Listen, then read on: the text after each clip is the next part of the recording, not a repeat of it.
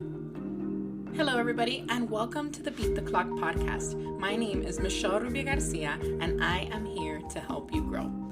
Through the many timed interviews I'll be having, all guests will answer 4 time-specific questions. 1, who were you? 2, who are you? 3, who will you be? And 4, how can listeners avoid clocking out? By answering these questions honestly, we hope to show you how each moment connects to the next, so that you can begin your journey to find your passion, purpose, and growth. Whether they are entrepreneurs or thought leaders, all are invited to sit down, chat with me, and show you a realistic depiction of success. By doing so, we hope to change your mind and empower you to beat the clock.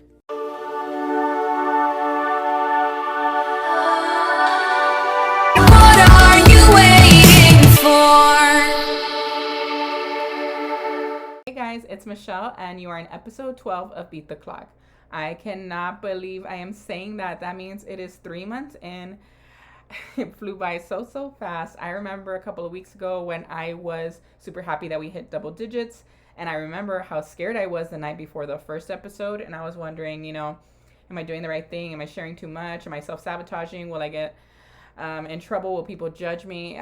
The night before, I almost didn't do it, guys. I almost didn't press play, or rather post, publish, whatever. I just can't believe that fear was going to stop me from experiencing everything that I am feeling now. I have connected with so many amazing people. I have had some of the best conversations of my life, and I have just experienced this level of transformation and enlightenment that I didn't really honestly believe was possible. I would see other people and I would think they were crazy, and I think that now I'm probably one of those crazy people, but I don't care because it's real and it's awesome. So if BTC does that for you, I just really hope that you hold on to that feeling, because it does it for me all the time. And I hope that that's communicated in every single episode so that it can be done for you. It's primarily for you. So before I introduce this week's guest, I like to do 3 time-specific affirmations. They are the official BTC ones, so let's just jump right in. I'm going to use the word I because I'm pretending to be you. So number 1, I trust myself. And that may feel scary, but take some time to say those words and to really mean it. Number 2, how I use my time matters. Now, I might have paraphrased the sentence, but ultimately it's saying the same thing, that your time and you matter. And finally, number 3, I can control how I use my time today. Even if life has just grabbed you by the hair and spun you around and then thrown you over its own shoulder, very graphic imagery, I don't know where I was going with that, but even if life has just really had it with you and you really had it with it, it can all change. I promise you. So yeah, I really want to introduce this week's guest. He may arguably be the most famous one that we've had on BTC. So I'm going to tell you who he is, and he is a major throwback for those of us that were, 90s and millennial kids. Kids. I'm almost 30. Well, anyways, okay, it is William Hung. After his American Idol audition, William Hung's rendition of She Bangs became famous for all the wrong reasons. Despite a humbling start, William redeemed himself. He has since appeared on Jimmy Kimmel Live and The Ellen DeGeneres Show, and even performed live with Ricky Martin in Las Vegas. William has spent the last 16 years studying the world's top performers and public speakers to uncover their secrets to success. Using what he discovered, he skyrocketed his first studio album, Inspiration, to number 1 on the independent Billboard charts. He has also spoken for TEDx twice, Microsoft, Remax, and Corvo. I hope I'm pronouncing that correctly. He now helps people find their unconventional path to success because he believes everyone has a right to try something new without being judged or ridiculed. Preach. He uses his experience from gaming to help his clients with improving their public speaking. The one, the only, champion by choice, William Hung. Starts now. Hello, everybody, and welcome back to Beat the Clock. I am here with William Hung. How are you, William? Pretty good. Yeah, I'm so happy that you are here and you made some time for Beat the Clock, and I'm really excited to share your story. There's quite a bit with you, so I'm really glad we have this extended time. And I want to explain something to you very quickly. So whenever we promote the podcast, obviously we say, eventually you're an author, motivational speaker, you're everything. So there's a lot for you. But I like to kind of strip all those labels away and just kind of get the spirit or the soul of a person. So for you, Will, I feel like you're a courageous believer. Like that's how I would describe you. If I had to sum it up in 2 words, you are a courageous believer, because you talked about it in your TED Talk, and we'll get to that. But you said, I rather live with courage than hide in fear. And then you just seem to believe that the world is good, like the opportunities are going to connect. Everything will line up and everything can be positive. And I think that's a very bold decision, especially in a pandemic. Like it's very hard to have that optimism, but you keep on believing, and that's why you keep reinventing yourself.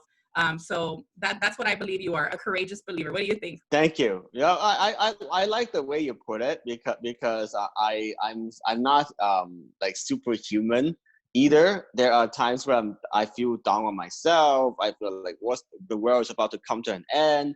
What's the point for me to keep trying, pushing myself so hard? Mm-hmm. But I feel that it, what you believe is your reality. I learned these from my coaches and mentors. Mm-hmm. Like if you choose to believe that the world is coming to an end, you're not going to be motivated. You're not going to go chase your dreams. You're just going to go lay on the bed, do whatever, watch, binge watch Netflix. Right. But if you believe that okay, well, the world is always evolving. There's a place for me to be part of it. Whatever that means to you, whatever passion, whatever talent means to you, you'll be much more motivated. You're going to keep trying hard, no matter what. Yeah, and again, when I reached out to you, I kind of broke script, because I always kind of have the same little script to everybody, just because I'm casting a wide net. But with you, when I read that post that I told you about, it just felt like a gravitational pull, right? Like I have to talk to him. What he's saying goes so well with what I'm trying to tell people. So we'll talk about that too. You always speak from the heart. And I think because you do that, that's giving you so much success. Yeah, I believe in to be like authentic. I believe like just share your vision without like judgment. Don't worry about if people like it or not, because you can't please everybody. Yes, you want to present the best version of yourself, no matter what you do. Like you mentioned, I started getting into esports recently, but I still don't know where my life will end up. But I pivoted many times. I started from the American Idol audition. I worked for the government for 8 years, and then I tried to play poker for a while. I didn't enjoy. Yeah, I didn't enjoy it all that much. And then I feel like, okay, well, maybe I can apply it into gaming, because a lot of people need gaming and recreation in their lives right now. Right. And so we'll just go ahead and jump into that first question, because again, this podcast is centered on time. You have lived like 6 lifetimes in one. So, I mean, this is what I found. I didn't know about the poker thing. So you got a civil engineering degree. You were obviously on American Idol. You were a math teacher. You worked for the sheriff's department. You were in the health department. You were a motivational speaker, an author. Congratulations. And Thank you. I mean, this is like really out there, but I found out that you're also in the lineage of Confucius. Yes, I was a descendant. I learned that from my aunts and uncles. I didn't know that myself. Yeah, that's crazy. So again, you've been so many people. So I guess I just want to take some time to kind of go through all of those identities. So with the first question, we'll jump in. Who were you? Like, what made all of those things come to life up until this point? All your past successes, how can you describe them? I would say I'm someone that wants to excel in my own creative way. I don't like following the rules. I don't like being the norm, being the shy guy or the average guy. I want to do something that allows me to stand out. And I remember when I was 10 years old, competitive gaming has been part of my DNA. I remember I was so proud to be one of the first people to beat Super Mario Brothers in Hong Kong with no strategy guides, no tips or tricks or whatever. I just figured it out myself, And that's the principle that I apply throughout my life. I believe that everything in life, you can figure it out if you choose to, if you want to. Yeah, and I really, really liked, because again, I did my research. I already knew you, obviously, but I wanted to get more. So I super appreciated that you shared in your TED Talk that the one thing that motivated you to try out for American Idol was a talent show. And then you even mentioned what the prize was, right? Right? It was a DVD player. DVD player. Yeah. Like, it's something so small that to, I guess, the common or maybe the insecure person, they'll be like, a DVD player, like, how does that get you to American Idol? But I love that you mentioned that, because it talks about how the small moments matter. So do you want Yes. to speak a little more into that? Yeah, well, when I tried out for American Idol, it was because I felt like maybe winning the talent show gave me the confidence to see what happens. I wasn't doing great with civil engineering. I wasn't enjoying it. So I figured, why not? There's nothing to lose. And in life, sometimes you ask yourself, what's the worst thing that can happen if this, venture doesn't work out for you? Right? And to me, it's not that bad. The worst thing that can happen, nothing happens. Go back to school, go get my degree, not a big deal. So that's the attitude I approached it with. Yeah, and I like also that you mentioned the honesty that you didn't tell your parents. I mean, for you to go from a talent show to American Idol, like the talent show, and then you don't even have that support system. Like, how did you deal with working in silence, and how did you deal with kind of being more private about this huge goal you had?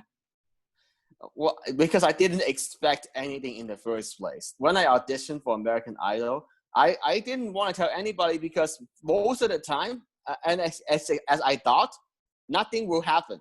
Like at some point, they're gonna say, "Sorry, you're not good enough. Go home," and that's the end of it. Mm-hmm. So what's the point of me making a big deal out of it? But Right. somehow Fox decided to broadcast my audition in 2004, and then everybody made a big deal out of it. Yeah. And I really like your answer at the time. And I think that's why they kept you going, right? You said, I tried my best, and Yeah, that's true. That's how I felt. Yeah. I have no regrets. I love that. Yeah. And Thank you. I like that honesty and vulnerability. I think that's why they kept moving you forward. And you talked about it later on about having empathy with the judges. Like, you kept being Yes. surprised, right? That you kept moving Yeah. forward. And then when they rejected you, right? You didn't look at it like your world was ending. You looked at it like Yes. they're doing their jobs. They probably pushed me up to do this, but instead of looking at it as like a ridicule moment, you looked at it as an opportunity, and you really used it to your advantage. Can you Yes. speak on how you kind of keep that mentality going? Because it's kind of hard to do that. Well, you can't change the past, and you could only focus on what you can control, and that's the same thing right now in our lives. What can we control? We don't have control over how other people react to us. We don't have control over when the virus will end. We don't have control over how other people will go crazy and do crazy things to us. But we can only control ourselves and our decisions, and but I mean, certainly it influences how we treat other people, how we manage risk and all that thing, all that stuff. But it's still like, you could only focus on you and be better each day for yourself, not for anybody else. Yeah, and I think that what made you so adaptive is that you were willing to start over again. A Yeah. lot of people, because they want to hold on to that control, they'll stay in a spot where they're unhappy. But you said it yourself, that you didn't really want to be a math teacher, right? That was like what happened after American Idol. Am I getting that correct? Yeah. I didn't feel like that was my calling. Yeah. Because I feel that I tried many things in my life, and I still feel that I'm exploring. Like, when you found something that you truly love, you will wake up excited every single day. You will feel like, oh my God, this is not work. I can do this all day, every day without getting paid. That's so another useful question for you and your listeners is like, if money and resource is not an issue for you, what would you be doing? Right. And something that I said, because I wrote a book recently too, and something that I put in the little workbook that I created, I said, what would you try if you weren't scared to fail? Like what, Yeah, just entertain the idea for a second, because we don't even want to go there. We don't even want to think about it. And I like that you think about it, and I like that you do it. You don't stop. yeah. And so how was the because you said you got promoted eventually. You were at the sheriff's department and then you got promoted Right. into the health Right. department? Yes, that's right. I worked for 2 years for sheriff's department, got promoted to work for the health department. Uh, and then I thought, life was good for a while. I enjoyed the new projects, but as time went along, I felt like, I didn't feel right again inside of me. It's like I feel I'm stagnant. I couldn't grow. And then the burning question became like, why am I working so hard creating somebody else's dream instead of my own dream? Yeah, that's awesome. And I mean, your dream, like you're saying, you're exploring it. It's a desire, but ultimately it can manifest itself in different ways. I think people Right. place too much stock in one version of their dream, right? Like they want to Yes. make a difference, but then they'll try to be a teacher. And then let's say they stick to teaching for 20 years and they think that's the only way to make a difference. Like if you had Yeah. to boil down your dream, what would you say it is? My dream is to create a gaming platform where people could try something new without being judged or ridiculed. Cool. So that goes right into question number 2. So who are you now, right? And again, you're having aspiration of being a Twitch streamer. Am I saying that correctly? I'm not sure. Yes, that's right. That's right. Okay. And like you're saying, it was embedded in your DNA since you were 10 years old. And then I even took note of it somewhere. Let me get there. And while you were trying to do your thing in college, maybe, I don't know, you did a Blockbuster video game That's true. competition. It was when I was very young, like fourth grade, when I came to America. Yeah, I did. I won locally, but I didn't like advance to the next level, and that's okay. In my life, I tried many forms of gaming. Donkey Kong Country was the game I competed in back then. And as I mentioned, I beat Super Mario Brothers, one of the first people to do it. And then I went into Pokemon, I went into poker, I went into Magic the Gathering, and now I'm getting into like team fight tactics. So yeah, I would say that for some reason I love card games and strategy games. That's just who I am. Yeah, and I feel like even your whole life has been strategy, right? Just one giant game. Like, how can I go from one thing to the next and connect all of these moments? And Yeah. it's really cool that you didn't give up on that. That's something that I want to talk about a little bit, because that's what I feel a lot of our purpose comes from. It's from things that we've loved since we were little kids. And then Yes. we just let life kind of take it away. And like you said, Yeah. you did it at 10, you did it in this Blockbuster competition. You got 6th place. You didn't win, like you said, but you didn't let that initial rejection, quote unquote, stop you from pursuing it now, right? Like you're in your 30s right Yeah. now. So how did you convince yourself into it? Because you even said in your post that you had trouble owning the vision, right? Yes, I did. And that's crazy to me, because you've been so bold, and then you admitted that the fear and like the metrics of success were kind of stopping you from going into this world, which is really your whole life, a lifelong thing. So how did you kind of allow yourself to go back to that childhood desire? I believe everybody has a right to dream and try something new. And it's, as a child, we were encouraged to do that. We are encouraged to explore, to try new things. And then somehow, as we go into like teenager, adulthood, we are told by the society that, hey, you need to just stick to a regular job. You need to just take care of your family. So I mean, all those things are important, but then we are so what we hear and what we taught is so extreme to the point of like, okay, well, your dream, you just need to put it aside. Forget about it. Agreed. Yeah. And even if you're trying to figure out the dream, I mean, you said that with Inspiration, your first CD, it was the number one independent CD that year. Album. Yeah. Yeah. And it sold 200,000 copies. Like that's just Right. trying, right? Yeah. And who's not to say that if we just take that first initial step, we'll go into huge successes like that. And recently, I mean, even from that initial, when did the album come out? That album came out a long time ago, back in like 2004, 2005. But that's a good point, because you never know when you hit that next major breakthrough. And it turns out that, you know, what I'm going into, even though it sounds really different, like gaming, it's not that different compared to other content creators for YouTube or Instagram star, whatever, right? Blogger. You just don't know when you hit that breakthrough. Like I had one of my friends, like she struggled for many years, and then one of her videos on YouTube teaching people how to use how to dance through Zoom. That video got like over 5,000, 10,000 views, and then everything took off for her. Yeah, and even though that success was from 2004, I mean, what, 2 years ago, you finally performed and danced with Ricky Martin, right? Yeah. So you think like 14 years later, you can still revisit old successes and still use them. I think people forget that.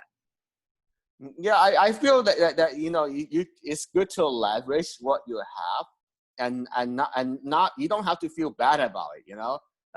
And that's why I tell myself every day, it's like I'm grateful for my American Idol experience, because I can use it to share like stories, to inspire people. I can use it to help people in my own way.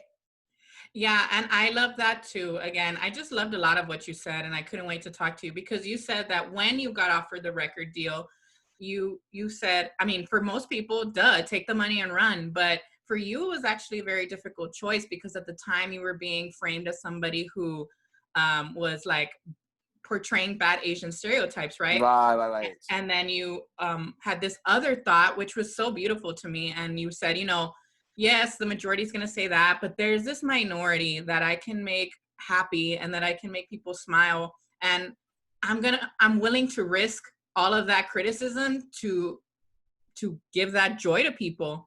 Right. I mean, I don't think minority is necessarily the right way to put it either, because as the results showed, I sold over 200,000 copies for the first album. That means I have a lot of fans, right? Yeah. So you know, that's more than enough. Yeah, of course, I'm not gonna get the whole earth to like me, and that's okay. Yeah. And I love that you made that decision, because I think people get scared of, I guess not the majority, minority, but the other group, right? They get scared of the doubters and they get scared of the criticism, but you chose to look at the right people, and you chose to invest in them and invest in their feelings and invest on their belief in you. Yes. And that sends you forward. Yeah. So, okay, if we have to go into the third question. So you talked about, you know, your goals for gaming, but in your book, you mentioned the kind of method you use for all of your goals, which are communication, context, and connection, right? Yes. And I think it's from your book, Choosing to be a Champion, correct? Yes, it's called Champion by Choice, and then you can definitely find it on Amazon or willhung.com. Yeah. Awesome. And so how are you going to use communication, context, and connection for this future self of yours? So who will you be? Is there a certain timeline that you're looking at, 5-10 years down the road with gaming? What's the plan? I would say right now I'm looking at maybe like the next 3 years and see how where things goes in my life. And then I broke it down into the next 3 months for just, you know, learning one game, to be good at one game, so that I can be taken seriously, you know, immerse myself in that new community. So that's really how I look at it. In terms of like, what was it again? I think I missed something. It's okay. The communication, context, and Oh connection. yeah. That's So you're right, doing the communication. training, you're talking about the training, but how are you going Uh-huh. to use those three resources to be a champion in gaming? Of course, of course. So the way here's how I approach it. So to me, like, I'm not just going to be like, obviously I'm going to spend a lot of time gaming, but it's not just gaming. I really for make sure that every day I have spent time with doing outreach, showing up for podcast interviews like this one. So Right. that's communication. I'm plan my plan is to continue to show up at virtual speaking events, podcasts, uh, talk to people, within my network, show up on Discord, Reddit, things like that. And then in terms of like how I approach it, it's like, it's more like, come to give value first. What are you giving to people? That's my approach to it. Like share a great article, share some insights, share something that, like, for example, because I have to give a specific example here. Mm-hmm. Instead of just generically complaining about the state of the game, maybe I can share my journey, what my learnings are. What is my journey like from climbing from platinum rank to master's rank. So that's what, think about your specific life example. Like, what can you offer? What can you bring to the table that can be valuable to thousands of people? And then for context, is seeing the big picture. Like if I don't have that, then I would feel terrible. I would feel disappointed because I'm not the top 10 player in the game. I would feel like I'm a failure. But if I see the big picture, wait a minute. Platinum rank means I'm in the top 3 or 8% of the players in the player pool. That's not too bad. Right. Or another way to look at it is like, well, this whole journey will help me. Like when I'm doing this, I can't be worse off no matter what happens. And that's what I mentioned in one of the social media posts that you saw. Because Right. no matter what happens from this journey that I'm going on, maybe there's new opportunities that comes to me. Maybe I can find a new career path that I really love. Who knows, right? So it's all about committing to the path that you decided on, and then giving yourself time to see what happens. Because my biggest weakness in my life is that when things get hard, I tend to shift. Mm-hmm. I tend to just let's give up, let's don't continue this path, and that's not the right reason. When I decided to put poker aside, it's because I don't enjoy it. It's not because I'm not doing great at it. I don't enjoy playing like a robot because that's what it takes now in order to make a little bit of money. But I feel like the money that I could make in poker, like $20 to $40 an hour right now online, it doesn't make sense for me to spend my time and energy there when I could like invest in my future self. Wow. And so are you going to make your Instagram feed more tailored towards gaming now? Are you going to polish that up and turn it into like a blog or? Yeah, I'm not sure how I'm gonna do it yet, but right now I'm thinking like maybe I can continue to just share like the learnings that can be helpful for everybody else. Like because I feel like my audience, they still like to see inspirational posts from me. It seems that that's what people get attracted the most, because everybody's different, right? Some people, they are known to be great at gaming. They are close, they are near the top. So for them, they should share more educational content on how to get to the top. But for me, I'm not there yet. So maybe the angle I can pursue it from is more like, well, what have I learned from this? Right. And Like what the can ascending, right, into the greatness. yeah, And exactly. and would you say that that's like your biggest strength, I would say? Because every time you move into a new field, you are essentially saying it's okay to try again. It's okay to not be at the top, but just enjoy the journey. Like, would you say that is the recurring theme in all of your life? Yeah, it's quite ironic. Yeah, it's just like I had to start from ground zero and then I work my way up there. Yeah, and our society values specialization a lot nowadays, but I feel like this pandemic has definitely shown us that maybe we were wrong in that respect, because even the most secure jobs right now are up in the air, and Yes, they are. they're prone to change. So maybe it is better to kind of play around and be more of a generalist. Like for me, for example, I'm doing a PhD in communication, and I Yeah. chose communication specifically because it's so broad. Like I don't have to commit to, like I was going to do English, right? British literature. Like that's so small. Narrow. Yeah. Yeah. And there's no way for me to leverage my impact in that specificity, right? So if I get communication, which is like a huge umbrella term, I'm able to play around kind of like you're talking about and dip in and out of things and be able to find what works. Would you say that more people need to be open to that? Yeah, I would say the way I'm approaching differently now in my life than before. It's like, yes, you can try new things, but when you try something new, you do have to go all in on it. And that's the commitment I make to myself. I'm going to go all in for this vision to immerse myself into esports for the next 3 months. You know, whatever you want to try, you don't want to just dabble. Like one day I do this, next day I do that. Not like that. So it's okay to try different things. It's okay to explore different venues. But I do want to. I would say, I highly suggest that you commit to one thing, stick with it for a few months before moving to something else. Because if you don't do that, then because I learned it from experience. You know, if you don't do that, then you don't even know if something worked for you or not. Right. Like with this podcast, because I was a dance coach, right? And I did very well there. I'm transitioning into podcasting. I wrote a book and I thought right after the book, I'm going to jump into speaking. Right after, I just had so many. Right. And I said, wait, I need to take a second and I need to build my podcast. I need to devote more time to outreach. I need to build this first so that when I go into those other things, it's more credible.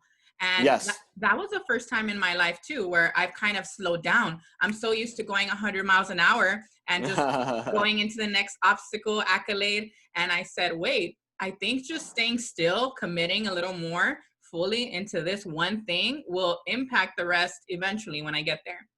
I agree. Yeah. And the last point is connection. So we talked about communication, context, and the last one is connection. Obviously, nobody can succeed alone in the long term. I was very lucky. I was the lucky guy, right? For American Idol. That's what I thought in my life, right? But over time, I realized that it's the connections I created and maintained that allows me to be where I am today. So I'm always grateful for friends and mentors and coaches that help me along the way. And I would say that, you know, it's the same thing in your life. That find those connections, find those friends, coaches, and mentors that can help you. And the best way to do it is to just ask. You never know. It sounds crazy, right? Like you know, initially when I asked for like coaching for my mindset work, for gaming or anything else in my life, right? I just thought like, wait, who in the world would say yes to me without charging me an arm and a leg? And you know what? Yes, there are times, and I don't want to get too far into this rabbit hole. I mean, there are times where you do have to invest in coaching and all that stuff. But there's a lot of people that's willing to help you if you just ask. Right. I mean, you were just a message on Instagram away from an interview, and I think people that see my podcast right now and go, how are you doing it to book these people? They're so surprised when I just say, I asked. Like, that's it. That's all I had to do. And like, I never thought I was going to talk to you ever. And like, if I could have predicted and my life would have been on the line, I would have died. Like, I did not see this happening. But just the willingness to step out of my own comfort, because I would feel like, William Hung, like he's busy, he's doing his thing. Why the hell would he talk to me? But just saying, hey, what if that got us here into this conversation? Yeah. And so like maybe too, some people think, how is William Hung gonna help Michelle or Michelle William Hung, right? And I mean, even though you're in gaming, like you're saying, your content is gonna be more motivational for a while. And my content is too. So even though we're in different worlds, our kind of values and ideas do connect. I think people need to know that too. Yes, that's right. Yeah, because people say, well, if I'm going to be a basketball coach, they go, I gotta go find all the basketball people, but maybe you need a marketing person. Maybe you need, I don't know, like a salesperson to pitch your camps. I don't know. I'm just it's a great point because initially when I thought I'm shifting into the focus onto my gaming because that's my true passion, like I thought like, oh, initially maybe I could just reach out to like the podcast for gaming, for the games I'm playing.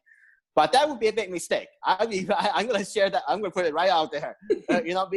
Because in order to build the right connections, you actually want to connect with different industries. And right now, I'm already seeing the results of me like showing up for different podcasts, different speaking events from different industries, and then share my experience from gaming and how they can use that to change their lives.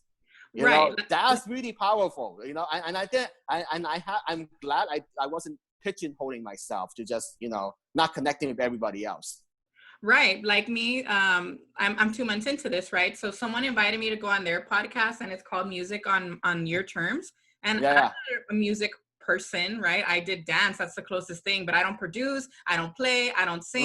Right. But he's going to jump in there with me and we're going to talk about entrepreneurship and we're going to talk about how to recreate yourself. And so by me going into his world, we're like exchanging audiences too, right? Like someone maybe in my community is going to look up to you now because they thought gaming was like not serious, but then they see you doing it after everything you've done and they're going to go, wow, maybe I can game too. And then from there you gain fans from me. Like there's this exchange of networks and an of inspiration that can really be powerful.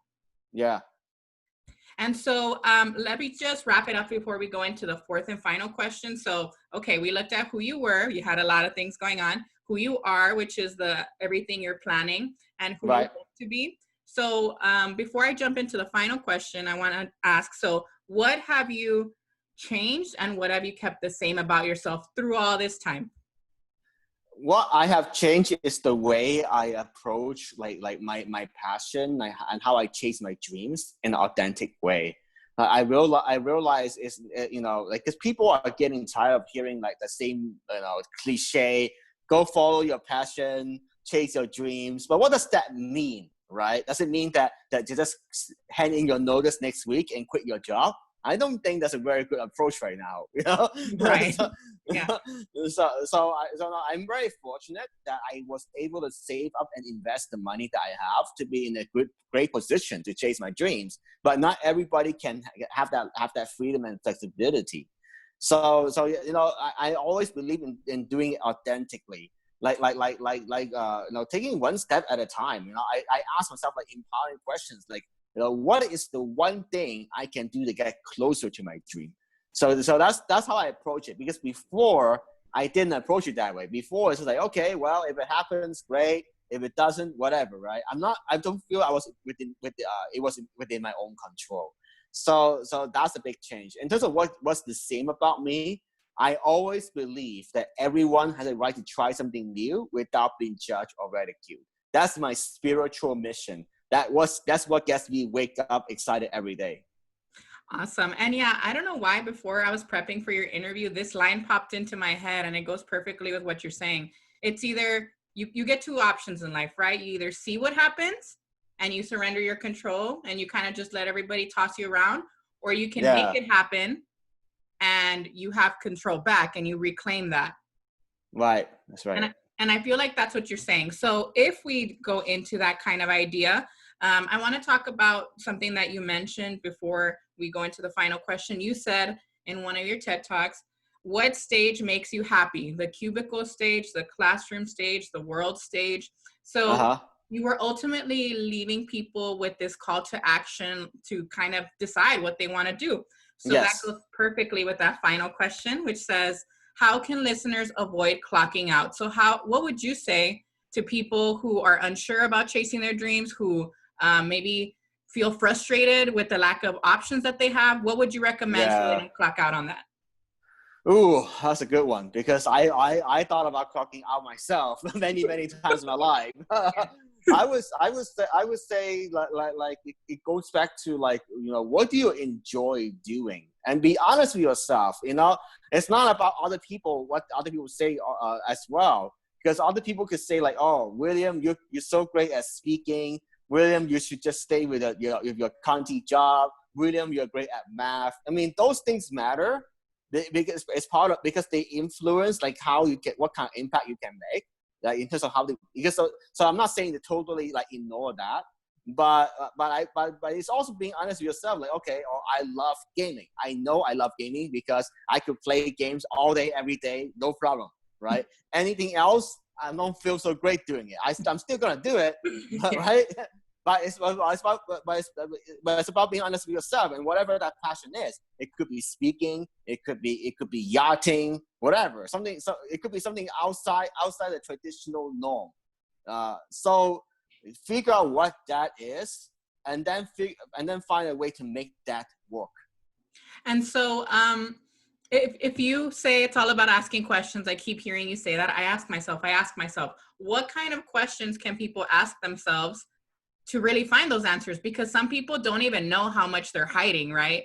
And some people are not aware how much they have settled. So what are those questions that can really probe the soul? Let's see. Like what gets you excited each day? You know, and then the other, what's a really good one, really cool question. How can you show up each day with an overflowing cup of joy? I like that wording. Yeah. Yeah. And I really respect you, William. I feel like everybody will probably cling to that American Idol thing first, right? But to me, it's the mind that got you there, and it's the mind that continues to get you everywhere else, because some people could have just checked out after that, and like you were saying, a lot of the times gone back to a normal life. But you really have hope, you really have drive, and you really have vision that a lot of people do give you credit for, but I think a lot of people don't. So I just think that you're a lot more powerful than maybe even you think. And I just really appreciate you being on my podcast with me. Is there anything else you want to plug? An Instagram handle, a website, anything?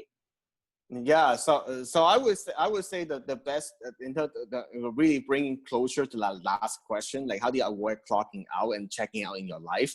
I would say like don't be so quick to judge the initial failures or bumps on the road, or even successes. You know, like give yourself some time to evaluate everything, and then see what else you want to do in your life. What's the next step that you want to take? That's the best thing I learned in my life that I think can help you and your listeners. In terms of how people can reach out to me, willhung.com is my website. I'm active on Facebook, Instagram, LinkedIn, and Twitter. So please reach out to me. I'll be happy to help you. Awesome. And yeah, we have plenty of time left, and I think this is a perfect way to end. We have 6 minutes. So thank you so much, Will. We will be in touch for sure. I really hope it goes well for you in the esports thing. And I hope that gamers in my community or anywhere else know that it is possible to do something with your life, with your passions. And I just thank you for reaffirming that. You're welcome. So we are clocking out here, but don't clock out in your own life. And that's it. All right. Yeah, we did it.